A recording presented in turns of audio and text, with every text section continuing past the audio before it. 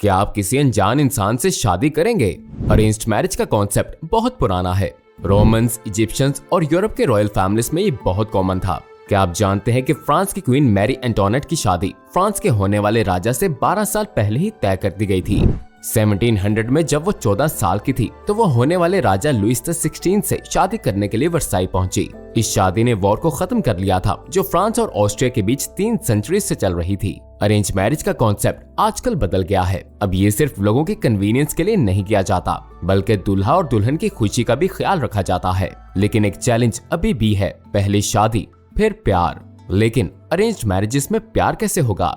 आप ये जानकर शॉक्ड रह जाएंगे कि आज भी ट्रेडिशनल अरेंज्ड मैरिजेस में शादी के दिन ही दुल्हा दुल्हन पहली बार मिलते हैं। लेकिन जैसे पहले अरेंज मैरिज होती थी, अब ऐसा नहीं है। अब मॉडर्न दूल्हा दुल्हन फैमिली के चूज किए पार्टनर को मना भी कर सकते हैं। अरेंज्ड मैरिज में सही पार्टनर ढूंढना बहुत लंबा प्रोसेस होता है। कभी कभी तो परफेक्ट मैच ढूंढने में 1 साल भी लग जाता है। इसलिए जब दोनों फैमिलीज डिसाइड कर लेते हैं कि ये जोड़ी परफेक्ट है, तब दुल्हा और दुल्हन पर शादी करने का काफी प्रेशर होता है।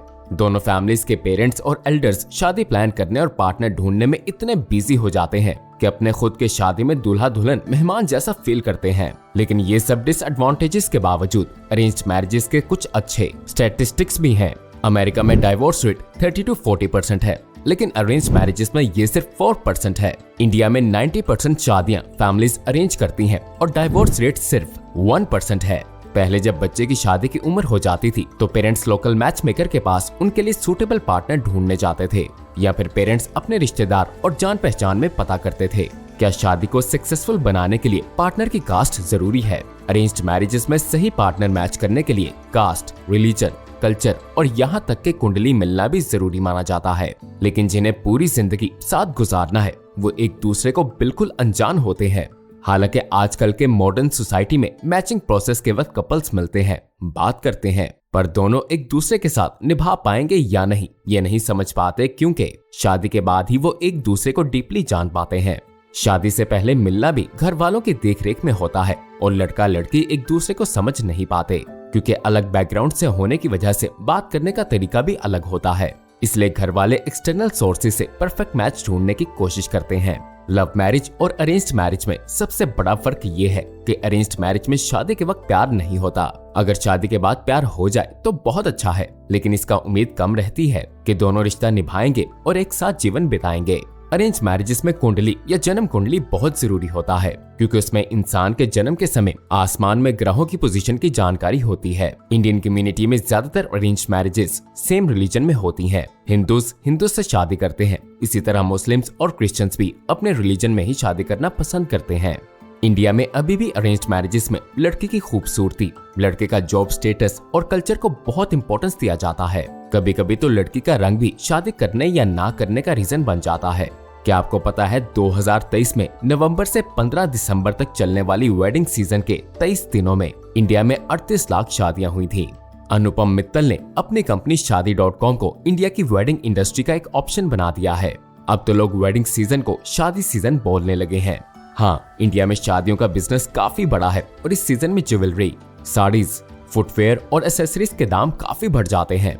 हालांकि जब अनुपम मित्तल ने शादी.com शुरू किया था तब उन्होंने ये बिजनेस के लिए नहीं बल्कि लोगों की मदद करने के लिए किया था। अनुपम मित्तल का ऑनलाइन मैच मेकिंग बिजनेस पिछले 20 साल से चल रहा है और लोगों के मिलने जुलने का तरीका बदल जाने के बाद भी ये रेलेवेंट है।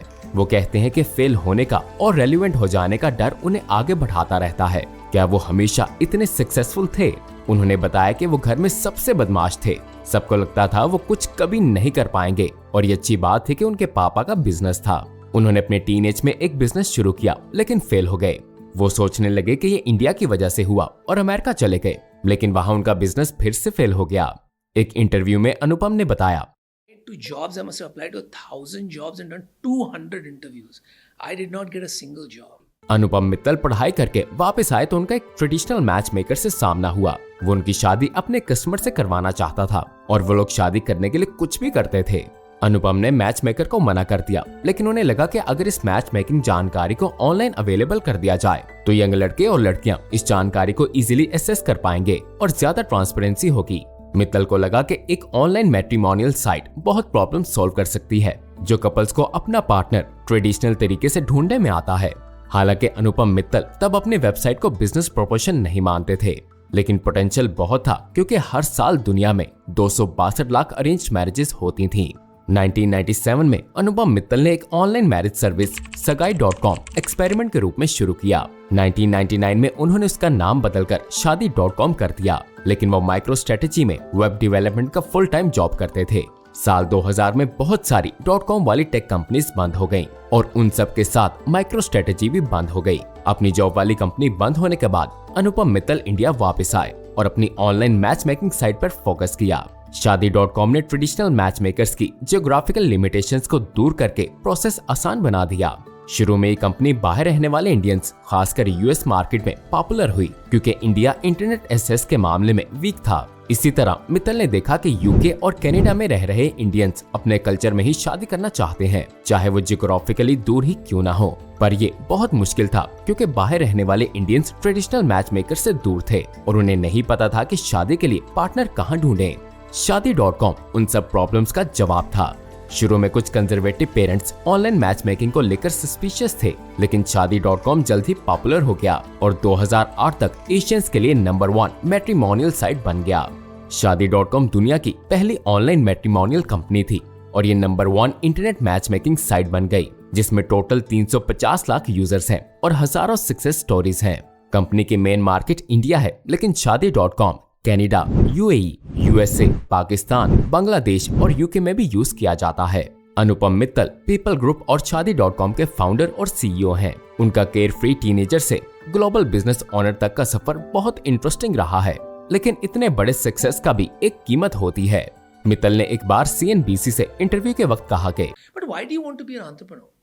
Right? I'll tell you something very interesting and something I reflect on. आखिरी बार जब मैं वेकेशन पे गया था वो शायद 20 साल पहले था। 20 साल पहले जब मैं यूएस में एक कंपनी में काम करता था तो लीव लेकर इंडिया या कहीं और जाता था। उस वक्त मैं लिटरली वेकेशन पे रहता था। मैं कुछ सोचता नहीं था क्योंकि ये मेरी प्रॉब्लम नहीं थी। उस वक्त मैं लिटरली वरी फ्री रहता था।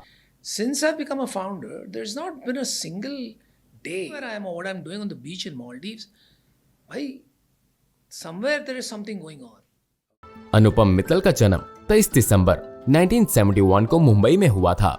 उनकी शुरुआती पढ़ाई दिल्ली में हुई, लेकिन बाद में वो ग्रेजुएशन के लिए मैसाचुसेट्स के बोस्टन कॉलेज चले गए। मित्तल ने ऑपरेशंस एंड स्ट्रेटेजिक मैनेजमेंट में MBA किया और उसके बाद वो एक सक्सेसफुल इंडियन एंटरप्रेन्योर और बिजनेस एग्जीक्यूटिव बन गए। उन्होंने अब तक 250 से ज्यादा कंपनीज में इन्वेस्ट किया है, जिनमें स्टार्टअप्स भी हैं। शादी.com शुरू करने के अलावा वो 2006 से 2007 में internet and mobile association of India के को-फाउंडर और चेयरपर्सन थे। अभी भी वो इस ऑर्गेनाइजेशन के गवर्निंग काउंसिल में हैं। उन्हें कर्मावीर चक्र अवार्ड भी मिला है। क्या आप जानते हैं वो एक एक्टर भी हैं? मित्तल ने 99 और फ्लेवर जैसी बॉलीवुड फिल्म्स को प्रोड्यूस किया है और उसमें एक्टिंग भी की है। अब वो एक्टिंग नहीं करते, लेकिन 2021 में उन्हें shark tank India reality show में देखा गया था। अनुपम मित्तल ने अपने बिजनेस के ऑपोजिट पहले प्यार और फिर शादी की। वो मॉडल और एक्ट्रेस आंचल कुमार के साथ 7 साल तक रिलेशनशिप में रहे। फिर उन्होंने 2013 में राजस्थान के जयपुर में ग्रैंड डेस्टिनेशन वेडिंग की। आंचल कुमार ने ब्लफ मास्टर और फैशन जैसी मूवीज में कैमियो रोल्स किए हैं। वो बिग बॉस सीजन 4 में भी आई थी और उन्हें मॉडलिंग के बहुत अवार्ड्स मिले हैं। उन दोनों की एक बेटी है, अलीसा मित्तल। शादी के बारे में बात करते हुए मित्तल कहते हैं, Very romantic notion of love. You should hear bells ringing and feel like you're walking on air. That kind of love is basically a condition of your mind when your mind is not in condition. अगर आप सच में एक महान शादी चाहते हैं तो ऐसे इंसान से शादी करें जिससे आप बहुत सारी बातें कर सकें, क्योंकि कुछ साल बाद यही करना पड़ेगा। क्या प्यार शादी से पहले होना चाहिए? क्या आज की सोसाइटी में अरेंज मैरिज के लिए जगह है? ये इंटरेस्टिंग है कि अरेंज्ड मैरिज और मैच मेकिंग अब भी चल रहा है, लेकिन अरेंज्ड मैरिजेस अब कम हो सकती हैं क्योंकि इंडिया और जापान जैसे पुरुषवादी सोसाइटीज में लड़कियां फाइनेंशियली इंडिपेंडेंट हो रही हैं और उन्हें सोशल और इकोनॉमिक फ्रीडम मिल रही है। जब यंगस्टर्स फाइनेंशियली इंडिपेंडेंट हो जाएंगे तो क्या उन पर घर वालों का शादी करने का प्रेशर कम हो जाएगा? क्या ये माना जा सकता है कि आने वाले जनरेशंस में शादी करने की उम्र बढ़ जाएगी? अनुपम मित्तल का मानना है कि match making traditional match maker से मैट्रिमोनियल साइट्स तक आ गया है, लेकिन ये अगले 10 साल भी रेलेवेंट रहेगा। अनुपम मित्तल को लगता है कि आने वाले 10 साल में बहुत कुछ बदलेगा, लेकिन आदमी की बेसिक जरूरत जैसे कोई पार्टनर होना या लाइफ पार्टनर ढूंढना सेम ही रहेगा। उनका कहना है कि उनका बिजनेस आगे भी रेलिवेंट रहेगा क्योंकि लोग ऐसी दुनिया में रहेंगे जहां बहुत ज्यादा शोर होगा और इतना डेटा और ऑप्शंस होंगे कि कनेक्शन बनाना और ज्यादा कॉम्प्लेक्स हो जाएगा। अगर आप सोशल हैं तो बाहर निकलने पर बहुत लोग मिलेंगे, लेकिन किसी फेवरेट इंसान से बात करना मुश्किल हो जाता है क्योंकि ज्यादा लोग और ऑप्शंस कंफ्यूज कर देते हैं। शादी.com ऐसे प्रॉब्लम्स में लोगों की मदद करने के लिए तैयार है। शादी.com अपने यूजर फ्रेंडली इंटरफेस और यूजर डेटा प्राइवेसी की कमिटमेंट की वजह से मैट्रिमोनियल मार्केट में चल रहा है। अनुपम मित्तल ने एक ऐसी नीश को पहचाना जिसके बारे में किसी ने सोचा नहीं था और उसे एक बिजनेस बना दिया, और ये बिजनेस आज दुनिया में बहुत सक्सेसफुल है। क्या आपको लगता है कि अनुपम मित्तल और उनकी ऑनलाइन मैट्रिमोनियल सर्विस ने अरेंज मैरिजेस के तरीके को बदल दिया है? नीचे कमेंट्स करके बताएं। हमारी ये बिजनेस कहानी खत्म होती है। सब्सक्राइब और लाइक करना मत भूलेगा। मिलते हैं अगली वीडियो में।